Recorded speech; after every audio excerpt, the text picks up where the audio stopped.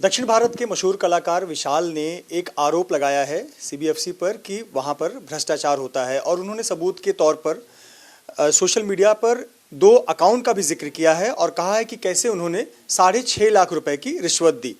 इसको लेकर IFTDA जो संस्था है इसने सीबीआई जांच की मांग की है। हमारे साथ फिल्म इंडस्ट्री से जुड़े हुए फिल्म डायरेक्टर अशोक पंडित जी हैं जो कि IFTDA के अध्यक्ष भी हैं। सर, सबसे पहले तो ये आरोप एक्टर विशाल ने आरोप लगाया है कि 6.5 लाख रुपए उनको रिश्वत देने पड़े सर्टिफिकेशन के लिए। किस तरह से देखते हैं इसको? देखिए, ये आरोप बहुत गंभीर है और हमारी इंडस्ट्री के लिए काफ़ी सीरियस मामला है, काफ़ी सेंसिटिव मामला है ये।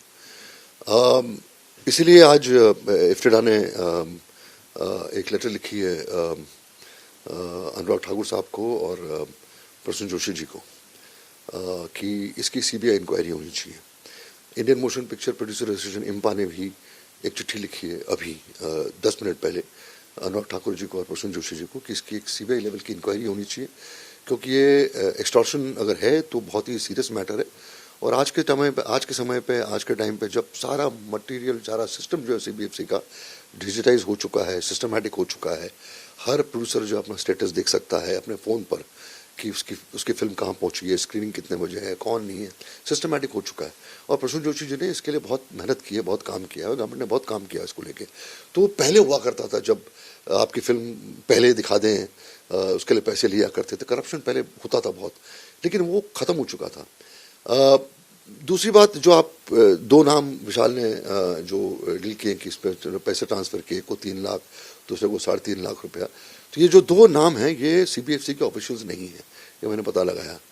अब वो इन्वॉल्व हो सकते हैं, नहीं हो सकते हैं, इसलिए हम ये चाहते हैं कि इसमें कोई भी किसी भी चीज़ की मुरफ़त नहीं छोड़नी चाहिए, क्योंकि बहुत ही सीरियस मैटर है।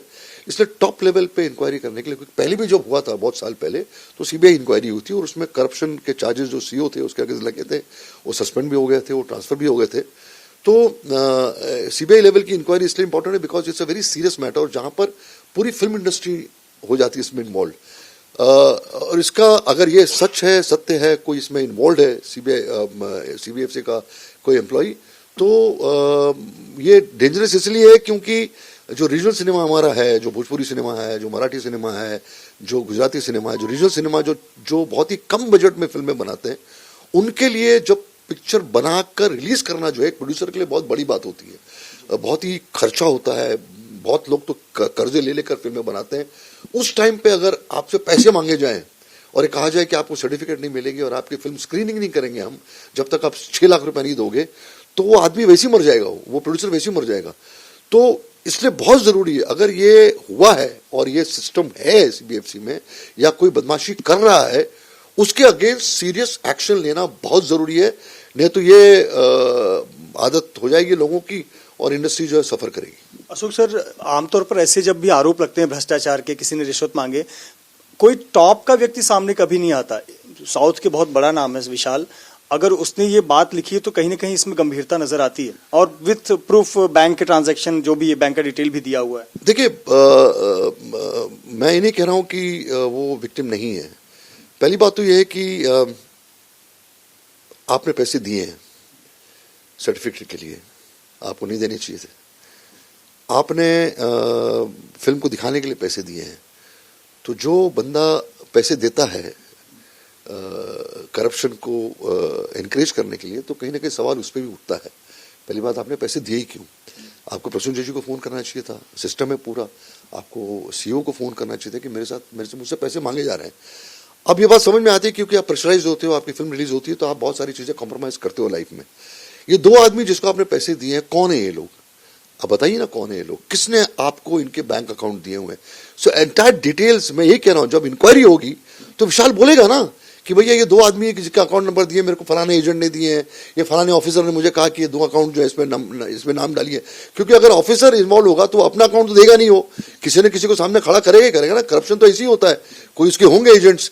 तो डिटेलिंग हमारे सामने, लोगों के सामने तब आएगी जब इसकी इंक्वायरी होगी ना, जब लोग उठाए जाएंगे तो वो अपना बोल देंगे कि किसने हमसे पैसे मांगे, किसने पैसे नहीं मांगे हमसे, और कौन क्यों कोई पैसे मांग रहा है।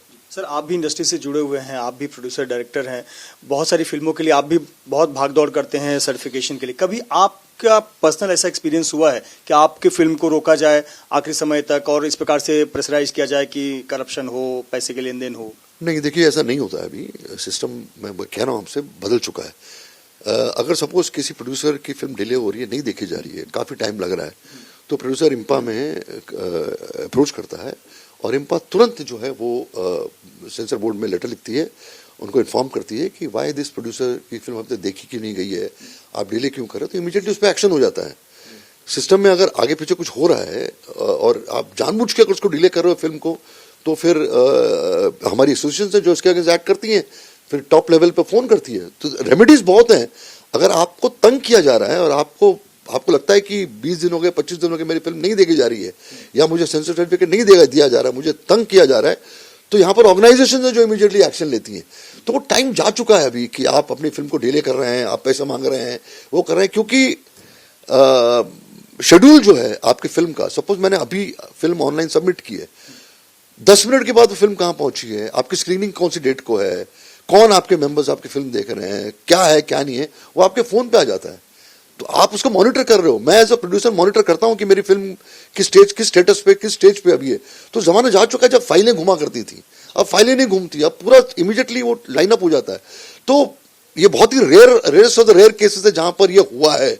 इसलिए मैं कह रहा हूं कि इतनी मेहनत करने के बाद, इतना मॉडर्नाइज करने के बाद सिस्टम को, अगर अभी भी ये कैंसर है तो इसका ऑपरेशन करना बहुत जरूरी है। एक मेरा आखिरी सवाल, आपने जो पत्र लिखा है इसकी सीबीआई जांच की मांग की है, जबकि मुंबई, महाराष्ट्र में भी सक्षम एजेंसियां हैं जो इसकी जांच कर सकती हैं। क्या आपके मन में संदेह है कि इस अगर कथित तौर पर ये भ्रष्टाचार है तो इसका दायरा बहुत बड़ा होगा, इसलिए सीबीआई जांच में आप मांग रहे हैं, या फिर मुंबई पुलिस एजेंसियों पे यहाँ पे आपको भरोसा नहीं? नहीं, देखिए सीबीएफसी जो है वो सेंटर के अंडर आता है, इसे इन्फॉर्मेशन ब्रॉडकास्टिंग मिनिस्ट्री के आता है, स्टेट का ऐसे को लेने देना नहीं है। तो इसलिए हमने कहा कि सीबीआई इंक्वायरी होनी चाहिए, और स्टेट करता है तो उसमें हमको कोई प्रॉब्लम नहीं है, बिकॉज सीबीआई पिछली बार भी हुआ था जब करप्शन, तो सीबीआई ने इंक्वायरी की थी। और फेथ, विश्वास की बात है, क्योंकि सेंट्रल एजेंसी होगी, इसमें state government I&B ministry, CBFC doesn't come under state government, ये सेंटर के अंडर आता है। इसलिए हमने कहा कि सीबीएफसी की इंक्वायरी अगर करनी है ऑफिसर्स के, तो सीबीआई को करना चाहिए। अदरवाइज ऐसा नहीं है कि लोकल पुलिस पे फेथ नहीं है, ये नहीं है, ऐसा नहीं है। Because CBFC it comes under central agency, central government, इसलिए हमने कहा सीबीआई करनी चाहिए। बहुत शुक्रिया सर हमसे बात करने के लिए। अशोक पंडित जी, जिनका कहना है कि बेहद गंभीरता से इस मुद्दे को लेना चाहिए, क्योंकि यदि इसका हल नहीं निकलता तो इसका खामियाजा छोटे प्रोड्यूसर, डायरेक्टर जो रीजनल फिल्म्स बनाते हैं उन्हें ज्यादा भुगतना पड़ सकता है। कैमरामैन योगेंद्र गुप्ता के साथ मृत्युंजय सिंह, एबीपी न्यूज, मुंबई।